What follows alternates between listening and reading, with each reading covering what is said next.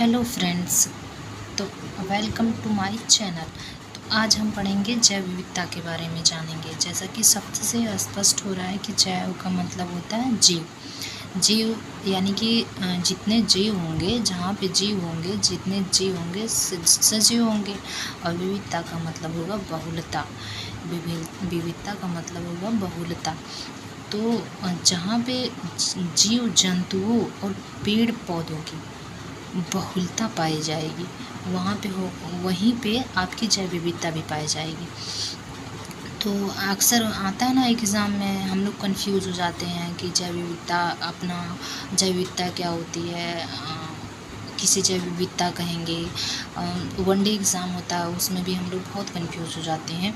तो आपसे नहीं, जैसे हमारा कॉन्सेप्ट अगर क्लियर रहता तो क्वेश्चन कैसे भी पूछता है तो हम लोग बना ले जाएंगे। तो जैव विविधता जानेंगे, जैव विविधता का संरक्षण कैसे होगा, उसके स्तर क्या है, प्रकार क्या है, मेगा डाइवर्सिटी में अपना भारत आता है कि नहीं आता है, इसका संरक्षण कैसे होता है, और फिर जो होता है संरक्षण कैसे होता है, अंतःस्थानीय क्या होते हैं, बहिर्स्थानीय क्या होंगे। आज हम इस वीडियो में ये सब जानेंगे। तो जानते हैं तो जानेंगे, ठीक है। तो जैसे कि हम लोगों को जैसे कि सबसे पता चल गया है कि जहाँ पे जीव जंतुओं के, पेड़ पौधे के और सूक्ष्म जीवों की बहुलता होगी, वहीं पे जैव विविधता होगी। तो हमारा जो मेगा डाइवर्सिटी क्या होती है, जैसा कि जैव विविधता का मतलब ही डाइवर्सिटी है। तो जानेंगे कि स्तर क्या होते हैं जैव विविधता के, और जैव विविधता कितने प्रकार की होती है। हमारा जो इंडिया है, जैसे यहाँ हो गया, ऐसे ही मैप के थ्रू ऐसे ही बना देते हैं। ये हमारा हो गया नॉर्थ अमेरिका हो गया, ठीक, नॉर्थ हो गया। इधर साउथ हो जाएगा, ठीक, साउथ अमेरिका हो जाएगा। फिर इधर हो जाएगा ये अफ्रीका हो जाएगा, इधर ये अफ्रीका हमारा हो जाएगा, ठीक, अफ्रीका हो जाएगा। फिर यहाँ पे अपना आएगा भारत, ठीक, भारत इधर आएगा, भारत यहाँ से आएगा, ठीक। यहाँ से जाते जाते ये आपका इधर से ज़्यादा होते हुए यूरोप होते हुए ये बन गया हमारा। तो अपनी ये जो है कि भूमध्य रेखा है, ठीक, ये भूमध्य रेखा इधर से गई और यहाँ पे आई, ये तीन हो गई, ठीक। अपना जो सूर्य है यहाँ पे है, ठीक। तो ये 0 डिग्री इक्वेटर है ना, ये इक्वेटर विषुवत रेखा है, 0। तो 0 से 10 डिग्री के बीच, ठीक, 0 से 10 डिग्री के बीच हमारी जैव विविधता सबसे अधिक मात्रा में पाई जाएगी। देखिए यहाँ पे सूर्य की किरण सीधे पड़ती है, ठीक। यहाँ पे गर्मी कर्क रेखा पे, मतलब विषुवत रेखा पे है, ज़्यादा गर्मी भी पड़ेगी। तो सागर भी हैं इधर, हमारा इधर हो गया भूमध्य सागर, इधर सब सागर ही होंगे जहाँ पे सागर होंगे। फिर वहाँ से वाष्प बनेगा, हवाएं चलेंगी, संघनन होगा, बारिश होगी, बारिश होकर फिर वो भारी होकर वो नीचे गिरेंगी, तो वहाँ पे बारिश होगी। तो जहाँ पे बारिश होगी फिर वहाँ पे जैव विविधता ज़्यादा पाएगी, पेड़ पौधे ज़्यादा पाया जाएगा।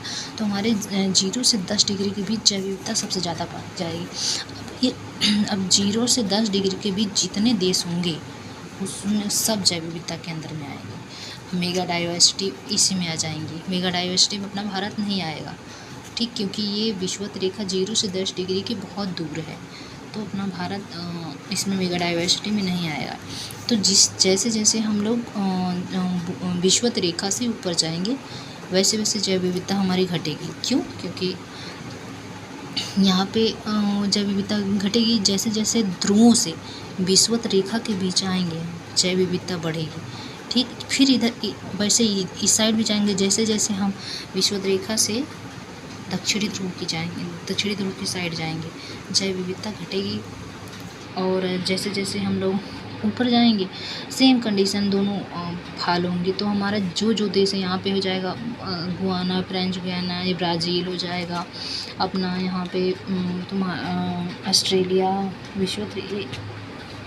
ये सब हो गए यहाँ पे। तो जो भगवान में पाए जाते हैं, तो उनको अलग अलग देशों में उनको अलग अलग नामों से जाना जाता है। जो जैव विविधताएँ होती हैं उनको अलग अलग देशों में अलग अलग नामों से जाना जाता है। जैसे कि यहाँ पे यहाँ विषुवत रेखाएँ वन को सेलवास बोला जाएगा।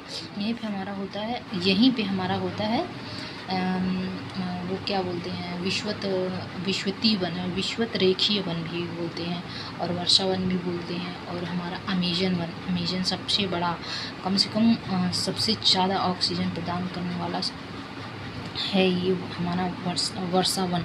वर्षा वन को ही विश्व का फेफड़ा भी कहते हैं दोस्तों।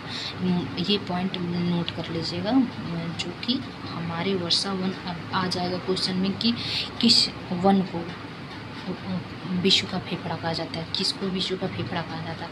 तो हम लोग जान जाएंगे कि अमेजन वन को विश्व का फेफड़ा बोला जाता है। तो ठीक है, तो हम लोग जाने कि जैव विविधता कहाँ पे ज़्यादा होगी, कैसे जाएं, किधर से बढ़ जाने, किधर से किधर जाने पे बढ़ेगी, किधर से नीचे आने पे घटेगी कि बढ़ेगी। वर्षा वन का विस्तार कहाँ पे है, सबसे ज़्यादा होगा आपका एशिया होगा, अफ्रीका होगा, नॉर्थ अमेरिका भी थोड़ा सा इधर आएगा, फिर अमेरिका में तो होगा ही होगा। सामान्य वर्षा से ही जो है कि विश्वत वर्षा वनों का निर्माण होता है। ठीक है, तो सबसे ज़्यादा अब महासागर में आ जाएंगे। ठीक, स्थल भूमि तो कम ही होगा, लेकिन महासागर में, समुद्र में जैव विविधता सबसे अधिक पाई जाएगी। ये भी बहुत पॉइंट नोट करने के लिए है कि सबसे ज़्यादा जैव विविधता कहाँ पे पाई जाएगी, स्थल पे या महासागर में। तो ये दोनों में कंफ्यूज मत होइएगा कि सबसे ज़्यादा कहाँ पे पाई जाएगी, स्थल में या वर्षा वन में। तो सबसे ज़्यादा जैव विविधता आपकी महासागरों में पाई जाएगी, समुद्र में सबसे ज़्यादा जैव विविधता, क्योंकि वहाँ पे सबसे ज़्यादा बहुलता है जीव जंतुओं की। और पेड़ पौधे तो नहीं है, लेकिन छोटे छोटे जो हैं तो पौधे, कोमल पत्तियाँ तो हैं। वहीं पर अपनी प्रवाल भित्ति भी पाई जाती है। हमको सबको पता है प्रवाल भित्ति के बारे में जाना जाता है, प्रवाल भित्ति के बारे में पता है। तो अब हम जानेंगे जैव विविधता के स्तर कौन कौन से, उसका संरक्षण कैसे होता है। अक्सर हम कंफ्यूज हो जाते हैं जैव विविधता के संरक्षण में और स्तर में। तो जैव विविधता की स्तर 3 तरह से होती है। जैव विविधता का स्तर 3 तरह से होता है।